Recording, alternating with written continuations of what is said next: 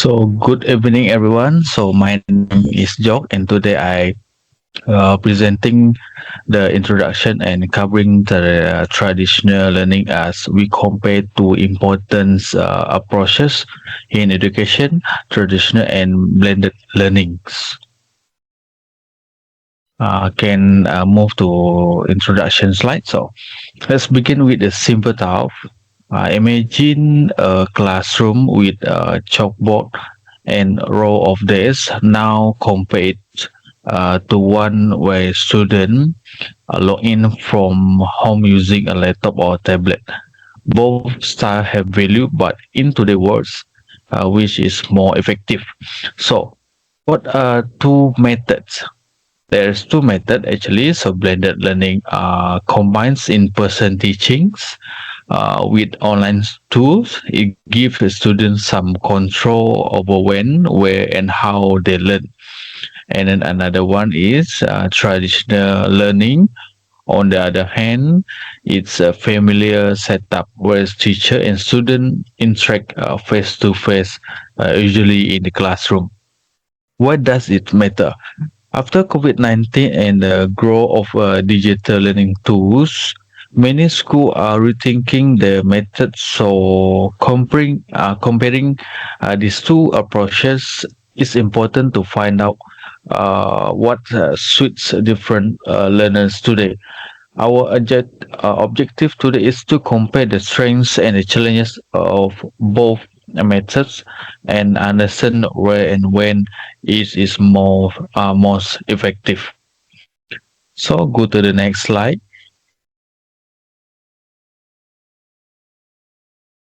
Traditional learning benefit. So let's start with the advantage of traditional learning. Firstly, it's follow a structure schedule. A student attend lesson based on fixed timetable, which help them develop discipline and build strong routines. Secondly, there is in-person interaction. Student can ask a question and get immediate answer from teachers, which have clear confusion quickly. And in the next one, a teacher can observe a student body language. If a student seems confused, distracted, or upset, the teacher can respond right away in the classroom. And lastly, traditional classroom teach time management and personal responsibility. Arriving on time, meeting deadlines, and staying focused in class are all valuable life skill. And then go to another slide. However, traditional learning also has its own challenges. The biggest issue is the one size fit all approach. Every student is different, but lessons are often very tough the same way to everyone. And then secondly, there less flexibility. Student must be uh, in a specific place at a specific time, which can be difficult for some learners. Third, it's not suitable for everyone. A student with learning difficulties at all health issue may struggle without enough support from educator or from their teacher. And finally, this method relies on physical relocation. Students need to travel to school, which can be a problem in rural areas or during emergency. And then to summarize my part, traditional learning provides structure, face-to-face interaction, and discipline, but it also comes with limitation, especially in flexibility and accessibility. As we move forward in this presentation, we explore how blended learning addresses some of this limitation and whether it's better fit for today learners. Thank you. That's all from my part.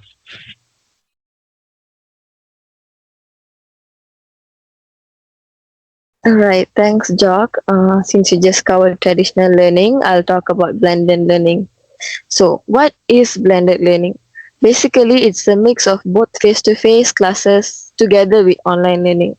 It's like you're not always in the classroom and you're not always learning online either. It's like a combination of both, right? So, for example, maybe you attend lectures in person, but your notes and assignments are done online, like Google Classroom or Teams, as how we're on right now.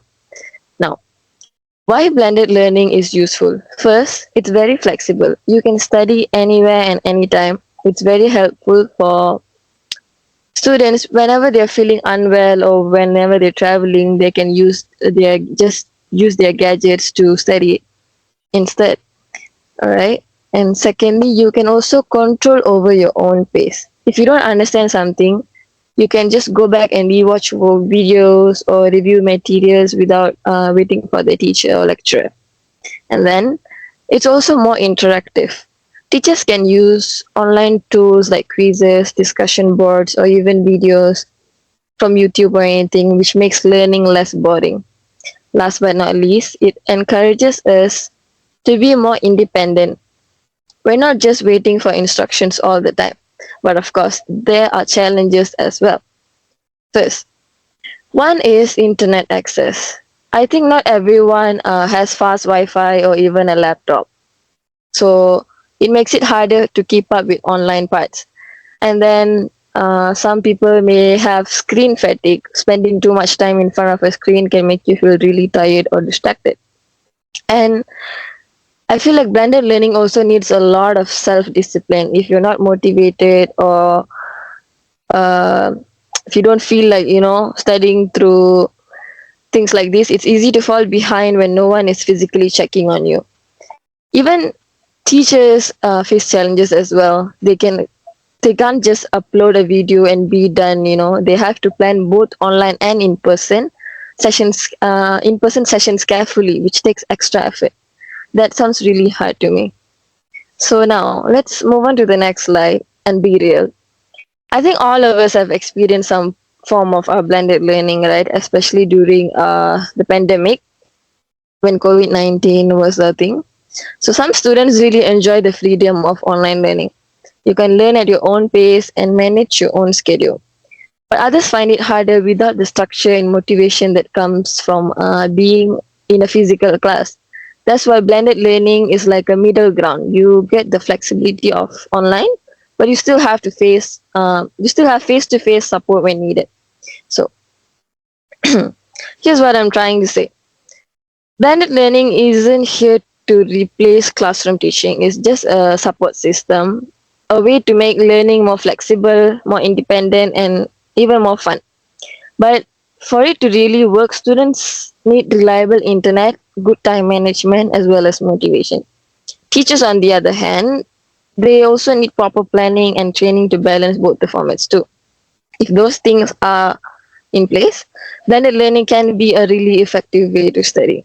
Thank you.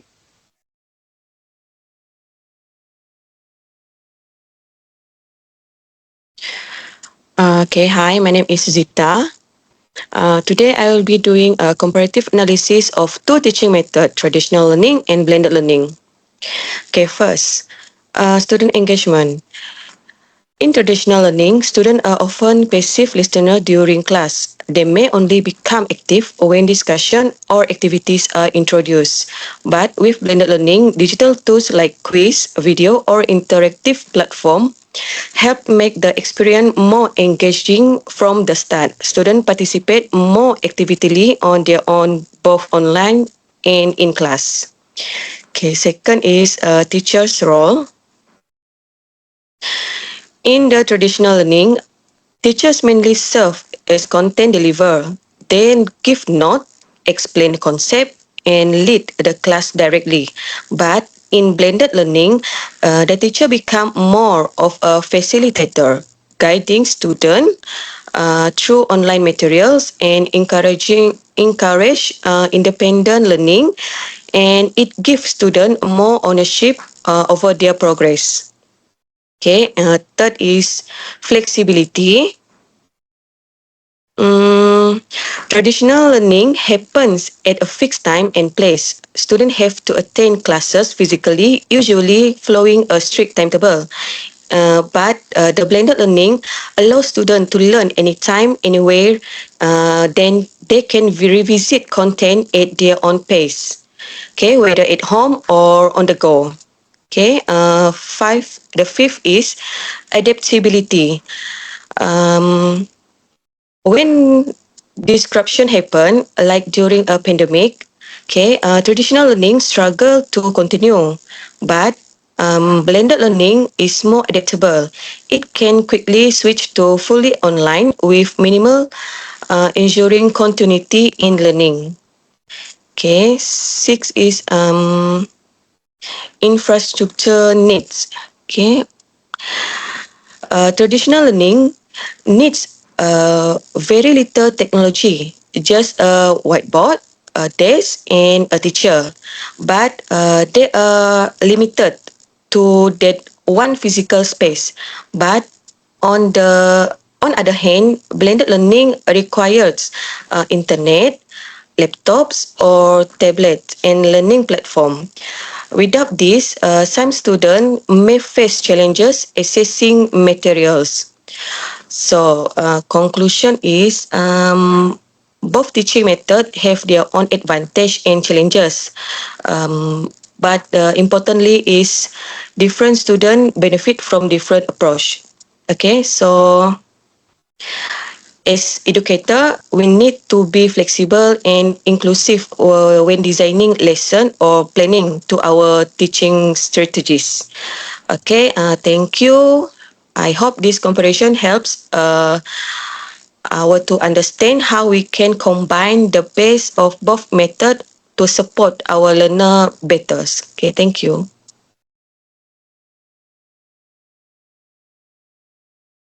Hi, I'm Aida. I will present case study and conclusion.